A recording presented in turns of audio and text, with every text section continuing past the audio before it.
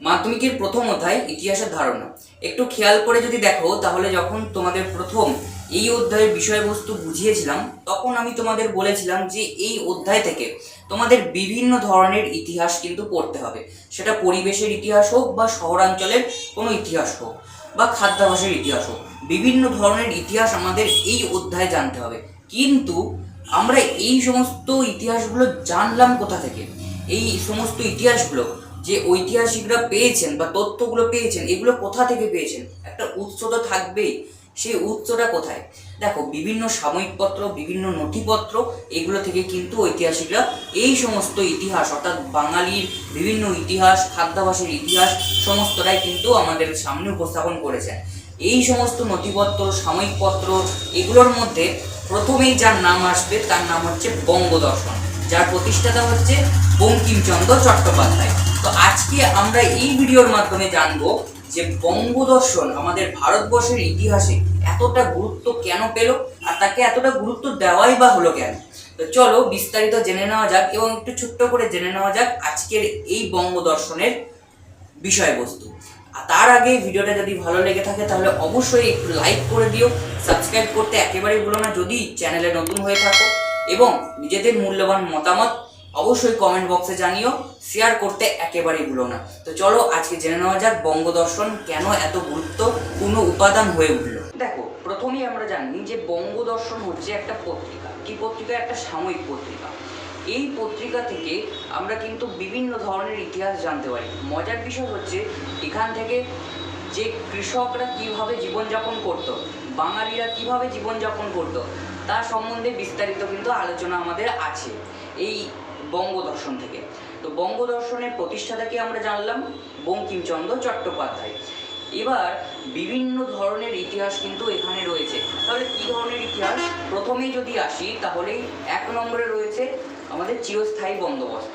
তোমরা ক্লাস 8-এ পড়েছো চিরস্থায়ী বন্দোবস্ত। এই চিরস্থায়ী বন্দোবস্তকালে কীরকম ভূমি রাজস্ব ব্যবস্থা এটা ছিল, কিভাবে কৃষকরা এই ভূমি রাজস্বটা দিত, কিভাবে তারা বসবাস করতো, এইগুলো কিন্তু তুলে ধরা হয়েছে।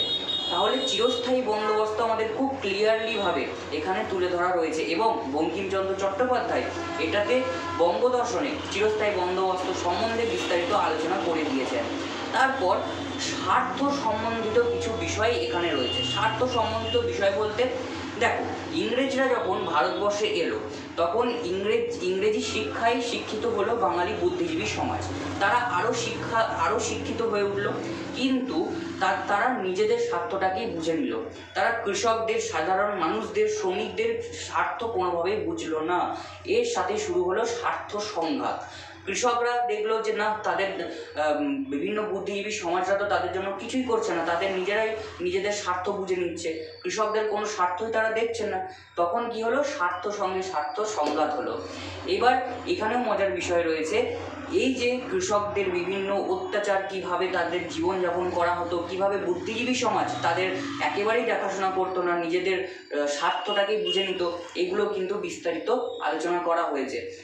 এবার তার পরবর্তীতেও আমরা যারা বাঙালিরা রয়েছি, আমাদের বাঙালির যে সমাজ, আমাদের বাঙালির যে জীবনযাত্রা, জীবন প্রণালী, সেটাকেও খুব ভালোভাবেই এখানে তুলে ধরা হয়েছে। কিভাবে তুলে ধরা হয়েছে? দেখো, বাঙালির খাদ্যাভ্যাসের ইতিহাস খুব ইন্টারেস্টিং। ঠিক আছে, আমাদের ভারতবর্ষের মধ্যে বাঙালির খাদ্যাভ্যাসের ইতিহাস কিন্তু খুব ইন্টারেস্টিং। এটাও কিন্তু এই বঙ্গদর্শনে আমাদের স্থান পেয়েছে।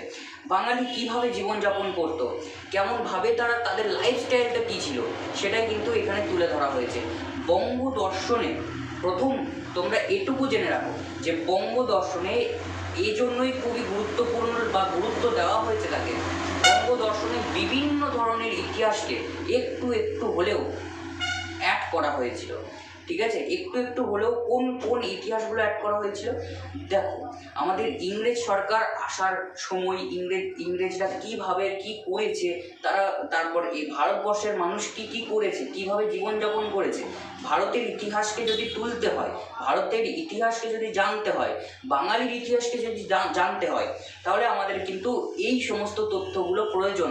আর ঐতিহাসিকরা এই পত্রিকা থেকে এই সমস্ত তথ্য পেয়েছেন বলেই একে কিন্তু অন্যান্য পত্রিকাগুলোর থেকে বেশি গুরুত্ব দেওয়া হয়েছে। তাহলে এটুকু ক্লিয়ার যে কেন গুরুত্বটা বেশি দেওয়া হয়েছিল এবং কেন এত উপাদান রূপে, একটা উপাদান তো এই উপাদান রূপে কেন এত বেশি গুরুত্ব লাভ করেছিল। একটাই কারণ, এর ভেতরে যে তথ্যগুলো ছিল, বাঙালির তথ্য, ভারতবর্ষের বিভিন্ন আঞ্চলিক বিভিন্ন তথ্য, বিভিন্ন বন্দোবস্ত, যেমন চিরস্থায়ী বন্দোবস্ত তোমাদের বললাম, ভূমি রাজস্ব বন্দোবস্তগুলো, এর সম্বন্ধেও কিন্তু বিস্তারিত আলোচনা করা হয়েছে। তোমাদের যেহেতু মাধ্যমিক লেভেল, বেশি জেনে লাভ নেই, যতটুকু সিলেবাসে রয়েছে তোমরা ততটুকুই জানো, ঠিক আছে? এইটুকুই তোমাদেরকে জানতে হবে, এইটুকুই বিষয়বস্তুটা আরেকবার ক্লিয়ার করে দিচ্ছি।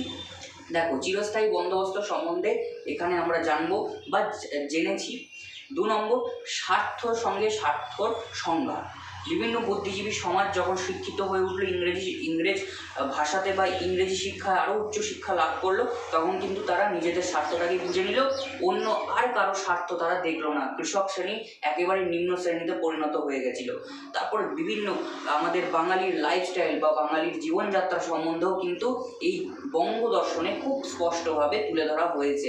তারা কি খাবার খেত, তাদের খাদ্যাভ্যাস কেমন ছিল, সেই জন্য এই সমস্ত পয়েন্টগুলো বা এই সমস্ত তথ্যগুলো সূক্ষ্মভাবে তুলে ধরা হয়েছিল বলে একে এতটাই গুরুত্ব দেওয়া হয়েছিল। তাহলে বোঝা গেল কেন এতটা গুরুত্বপূর্ণ এবং কেন এতটা গুরুত্ব দেওয়া হয়েছিল। এমনি কিন্তু গুরুত্ব দেওয়া হয়নি, এই সমস্ত কারণের জন্য, এই সমস্ত তথ্যগুলো পাওয়ার জন্য, এই সমস্ত তথ্যের উৎস হিসেবে বঙ্গদর্শনকে এতটাই গুরুত্ব দেওয়া হয়েছিল। তো তোমরা যেহেতু এটাকে বলেছিলে একবার বুঝিয়ে দিতে, তো বুঝিয়ে দিলাম, আশা করছি ভালো লাগবে। শুধু বিষয়বস্তুটা জেনে রাখো যে কে প্রতিষ্ঠা করেছিল এবং কি রয়েছে, কি পড়তে হবে, তাহলে কিন্তু গোটাটা ক্লিয়ার। একবার তোমরা বাড়িতে রিডিং দেবে, তাহলেই হয়ে যাবে, কোনো বিষয় নয়। আগামীকাল তোমাদের সাথে দেখা হচ্ছে লাইভ ক্লাসে, তোমরা সবাই রেডি থেকো, একেবারে সামনাসামনি কথা হবে। তোমাদের যা অসুবিধা আছে বলবে, আমি যতটুকু জানি ততটুকু উত্তর দেওয়ার চেষ্টা করব।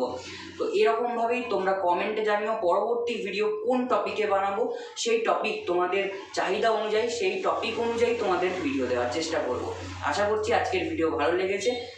দেখা হচ্ছে অন্য কোনো বিষয় নিয়ে অন্য কোনো ভিডিওতে। ততক্ষণের জন্য সবাই ভালো থেকো এবং সুস্থ থেকো।